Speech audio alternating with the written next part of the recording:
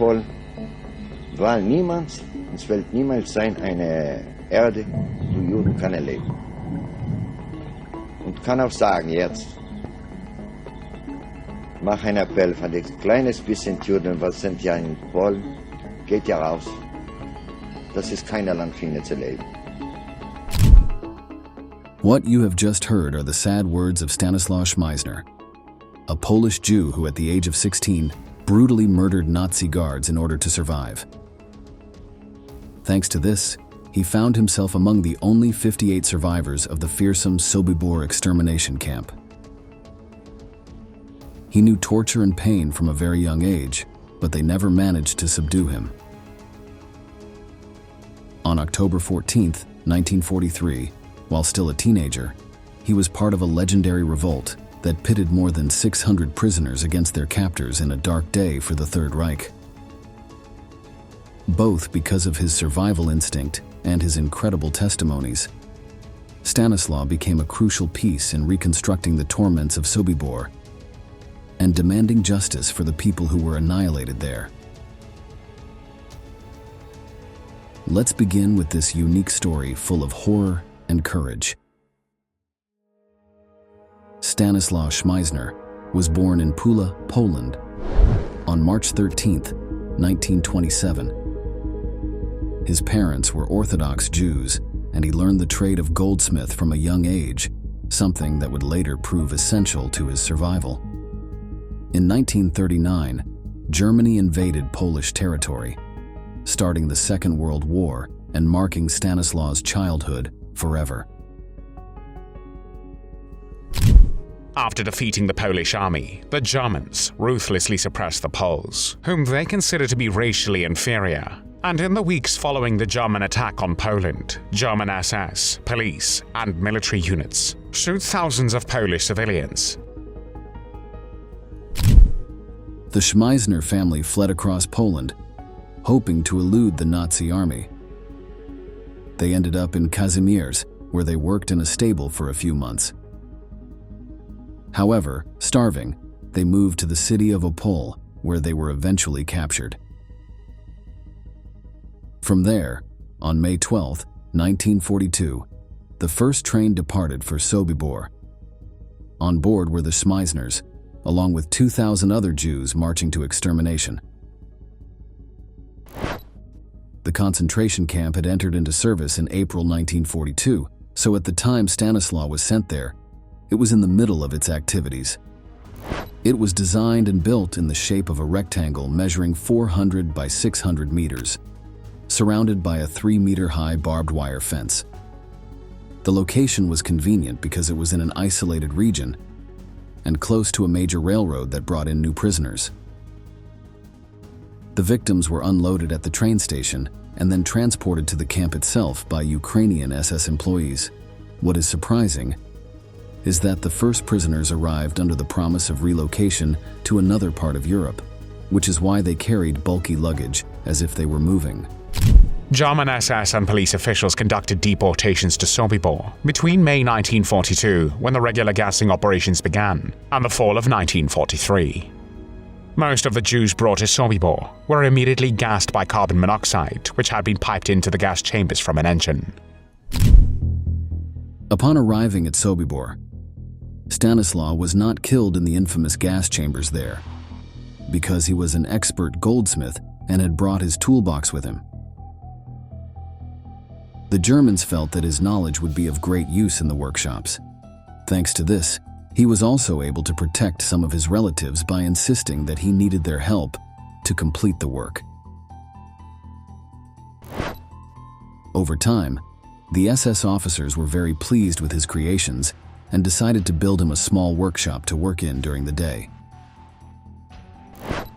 His main mission was to produce gold accessories for high-ranking German personnel, using materials stolen from prisoners.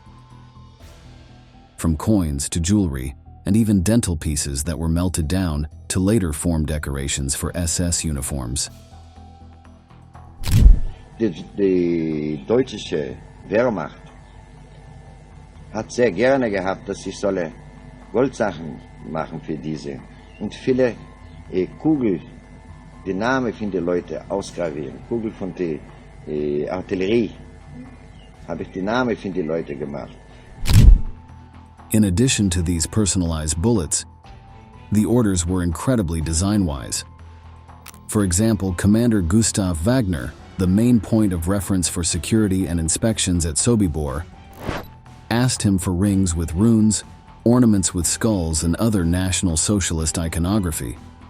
The most sinister thing that Stanislaw was entrusted with was gold tips for the whip of Kurt Bolender, the man in charge of whipping the prisoners punished inside the concentration camp.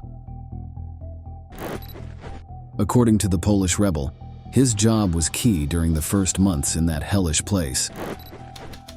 I knew that work was the only guarantee we had. I worked day and night. It was about making myself indispensable, and everyone wanted things made of gold. Working in that makeshift workshop also allowed him to stay away from the harsh Polish climate, while reducing the possibility of physical torment and attacks on his relatives.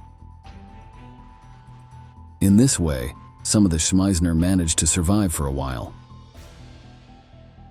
Over time, the organizational leadership of Sobibor changed. Franz Stangl was put in charge of the operation of this industry of death and pain. So the meager benefits that the young man received from his goldsmith work were compromised.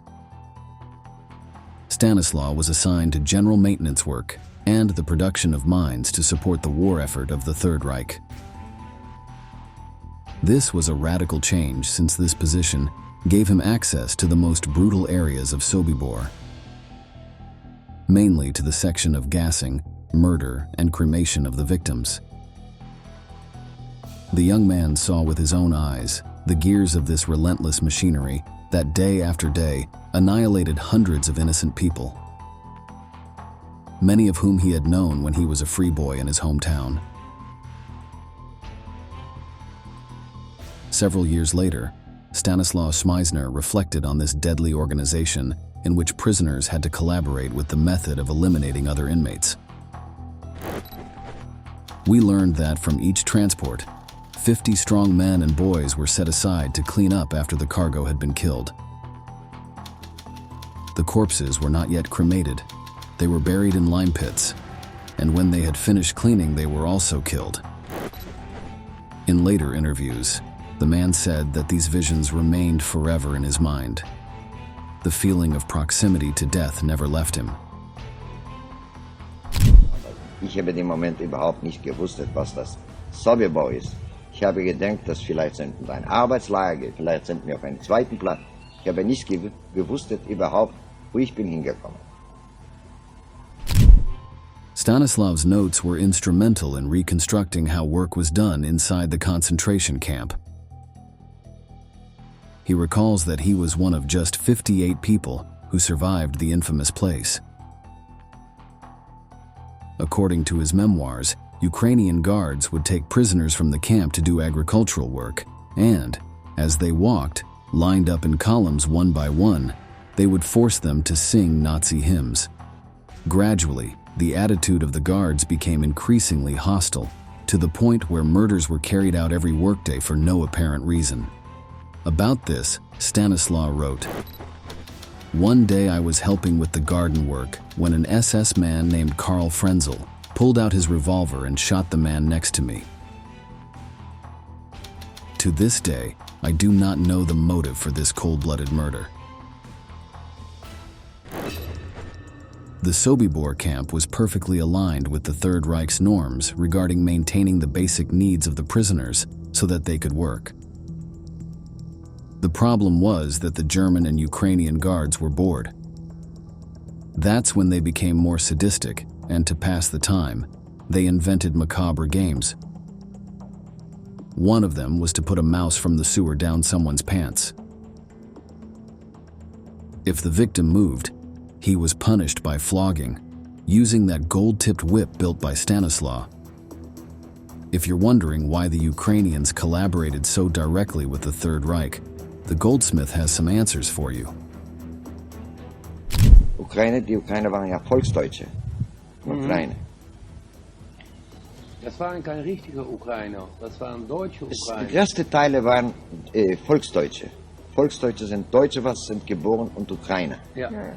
Und es waren auch welche, was keine Deutsche waren nicht. Ukraine, was haben gesagt, dass sie sind Volksdeutsch, damit sie sich kann etwas leben, besser leben.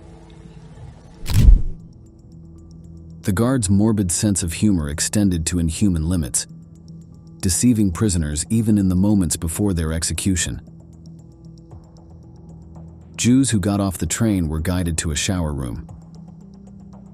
Once there, officers assured them that they should clean themselves since they were going to travel to Ukraine to work in better conditions. Unfortunately, the bath was not with disinfectant, but with a mixture of chemical compounds that ended human life in an instant. In this, as in other concentration camps, the Germans were concerned with improving the logistics of mass murder in order to eliminate as many people as possible before it was necessary to remove the facilities. In Sobibor, for example, they built an extension of the railway that began just in front of the infamous showers and ended at the mouth of the oven in Camp 3. Within Nazi logic, this saved a lot of time when it came to transporting the dead from the chamber to the cremation site. When someone fell ill in the barracks, an officer would come over to ask how long the person had been in bed. If 2 days had passed, the patient was wrapped in a blanket and taken to Camp 3, the extermination complex. There was no room for weaklings or prisoners who could not produce goods for the Third Reich. Wir haben niemals ja gewartet, dass wir wollen vielleicht eines Tages können durchleben das.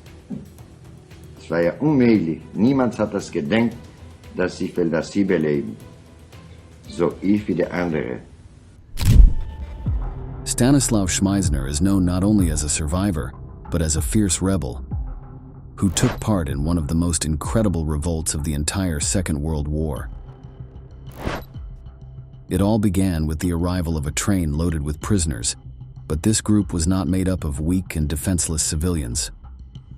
In September 1943, 20 Jewish Red Army prisoners of war, the soldiers who had the necessary expertise to pull off an escape, arrived at Sobibor on a transport from the Minsk ghetto and were selected for labor. The human landscape of Sobibor had changed with the arrival of the new prisoners. Most of them well-trained, educated in communism, all strong, arrogant, and nonconformist. Their leader was the Jew Sasha Pechersky, son of a prominent Moscow lawyer. It was he who began planning the attack on the SS officers. Stanislaw's testimony describes it thus: "We were thinking of an uprising, but we lacked someone to promote it. No one better than Sasha to lead it. From that moment on, he would be our guide together with the Russian Jews who had proven military experience, which gave us unlimited confidence." On the Hebrew side, Sasha formed a resilient partnership with the Pole Leon Feldhendler, son of a rabbi. Both conspired in absolute secrecy because they thought that some cowards might betray them to the Germans. Sasha's initial suggestion was to dig a tunnel beyond the camp's barbed wire. They began to work on this task, but soon realized that there would not be time for all the prisoners to go through the shaft to freedom. In addition, heavy rain fell, collapsing the hole, so the idea was abandoned. Sasha and Leon then gathered the people they trusted, including Stanislaw, and ordered them to use all kinds of wood and metal to make weapons: knives, machetes, axes, and drills. On October 13, 1943, something significant happened that gave the final push to this revolt. Gustav Wagner, in charge of inspection and control of the barracks, was transferred to another camp. This greatly angered the rebels, as Wagner was an intelligent and perceptive man who had a habit of appearing unexpectedly in the most unpredictable places. His absence was a good sign. That same night word spread that they were to attack the next day. The plan was to lure the SS to places where different activities were taking place in Sobibor in order to eliminate several officers at once. Then, armed with firearms and keys, the prisoners would escape from the perimeter. Stanislaw was a key player in this. At just 16 years old, he was assigned a crucial task for the escape. Sneak into the weapons depot, remove the weapons, and provide the rebels with as many rifles as possible. Along the way, he had to eliminate every guard he came across to prevent the rest of the guards from giving the alarm ahead of time. He was the only one who could undertake this mission because he enjoyed special freedom to move around the camp due to his maintenance work. In addition, he had pliers capable of breaking the locks of the armory. This is how, without being seen by any guard, he managed to take several tools and 3 rifles, one of which he kept for himself. A Polish comrade of Stanislaw was tasked with monitoring the movements of the guards in Lager 2, while Sasha watched the officers in Lager 1. At the same time, a Czech electrician cut off the power in strategic areas. Meanwhile, another small group was tasked with collecting money and valuables to sell in order to survive in the outside world. After all, they would have to pay bribes and boat and plane tickets to escape the war zone in Europe. Und genau bei dem Aufstand, ich, meine Brüder, meine Cousine, meine Schwestern, wir sind mit sehr viel Gold raus. So wie auch alle anderen Häftlinge sind raus. Gold und Schmuck und Geld und andere so Sachen, war keine Probleme in Sobibor. Weil wenn man tut ja jede Tage so viele Leute toten. In the morning, the first part of the plan began, eliminating the guards patrolling the barracks area. A handful of prisoners contacted the SS officers, telling them that there was a problem in the area of the goldsmith's workshop and where the maintenance personnel were housed. There they were ambushed by the prisoners, who used their homemade weapons to kill them silently, either with blows to the head, axe blows, or knife blows to the neck, to avoid screams of pain. For a few seconds, the prisoners had the chance to massacre their captors in violent and savage ways. This gave them access to keys, weapons, and some important equipment with which they would attack the bulk of the camp's security when the workday began. When the morning call was made, the rebels, among whom was the young protagonist of this video, decided that it was time to advance. With the keys they had obtained and the few firearms they had gathered, they headed like an angry mob towards the main entrance of the camp. Along the way, they freed other groups of prisoners who were being held in different barracks throughout Sobibor. It was clear that not all of them would make it out alive, but the more rebels participated, the harder it would be for the guards to control the revolt. It was then that Stanislaw had his baptism of fire. Szmajzner fired his rifle 4 times. One of the bullets hit one of the guards in the watchtower, who fell on the ground and was killed on the spot. It was the first time that Stanislaw had used a firearm. During the chaotic escape, hand-to-hand fighting and gunfights broke out between prisoners and Germans. One of the most seasoned Nazis was Erich Bauer, the man in charge of the gas chambers. At the time the violence broke out, he was driving a transport truck. Taking advantage of the vehicle, Bauer opened fire with a rifle, killing several of the prisoners. Although the number of enraged prisoners emerging from the barracks was too great to be contained. One of the facts that was discovered thanks to Stanislaw's testimony was the active participation of Ukrainian guards in the hunt for prisoners. These second-rate employees brutally opened fire on the mob trying to escape from Sobibor. They used rifles and machine guns, which caused a very high number of deaths. The cartridges flew through the air amid screams of pain and fury. There was no real way to avoid death. The best thing was to run towards the gate, praying that none of the Ukrainian gunfire would get in the way. The escape was massive and chaotic. Much of the original plan went wrong, as there were more guards and security than expected, but still the prisoners' desire for freedom was an unstoppable fuel.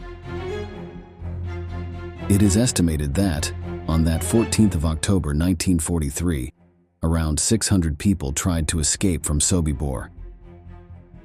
Due to the pile of bodies at the main entrance, many tried to climb the barbed wire.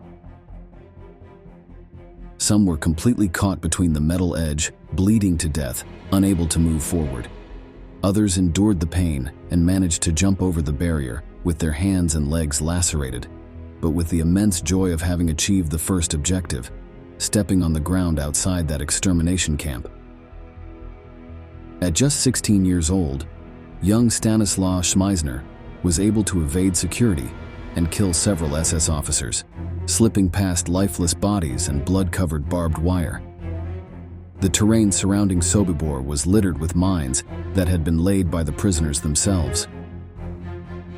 The safest way to get through was to use items such as rocks or pieces of wood to force the detonation of the more obvious mines, which had been placed only recently and whose shaft was still visible.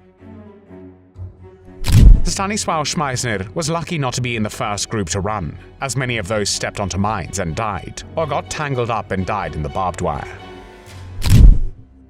An estimated 365 people managed to escape from the camp, and of that total, about half died in the stretch between the gates and the forest, either from the detonation of well-hidden explosives or from gunfire by guards trying to control the crisis. About 100 people managed to overcome all the deadly challenges and get lost in the wild nature surrounding Sobibor. To make the search more difficult, they split up into small groups that set off in opposite directions, seeking shelter in abandoned villages or friendly communities willing to hide rebellious prisoners. Despite the advice of his fellow prisoners, young Stanislaw Szmajzner broke away from the groups and decided to take charge of his own fate. During the war, he faced countless dangerous journeys across Poland. He stopped in small towns to earn a living as a goldsmith using a false identity, always avoiding areas with a strong Nazi presence.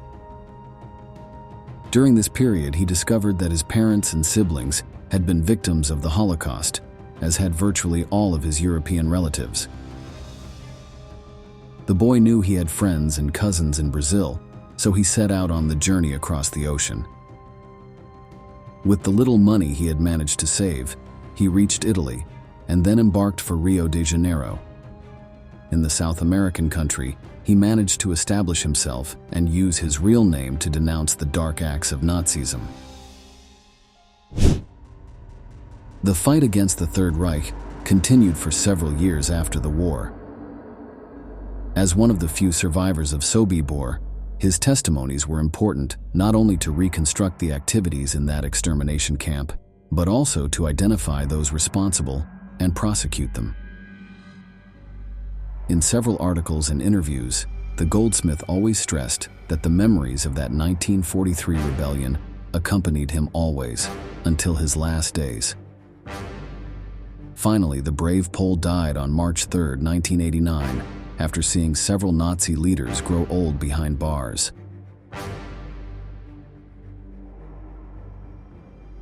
This way, we come to the end of the video. If you like this content, we invite you to subscribe and activate notifications for our channel. Without further ado, we say goodbye until the next installment of Military History. Thank you for joining us.